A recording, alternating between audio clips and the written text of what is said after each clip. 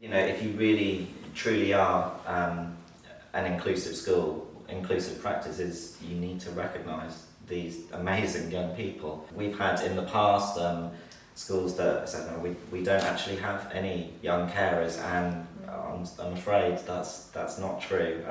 You do have to really think about a whole school approach and how you are going to really pick up on these young people, because they're so good at flying under the radar. It's about just identifying them and realising that yes, there is a community of young carers here, and I think it's that change of attitude. And like you were saying, if a school just says, well, there isn't any, there are so many carers.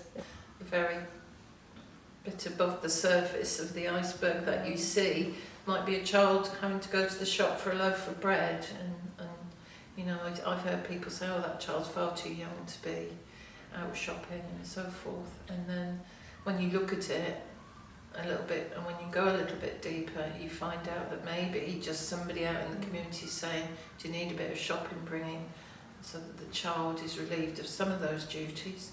In regards to staff picking up on young carers, you may find children, those ones that perhaps are slightly late in, or you know, sometimes they may not be willing to disclose a lot, and so it is important that you're quite in tune with, well, actually, perhaps there is that caring role at home, and that could explain, that could be like the start of Realising. Yeah.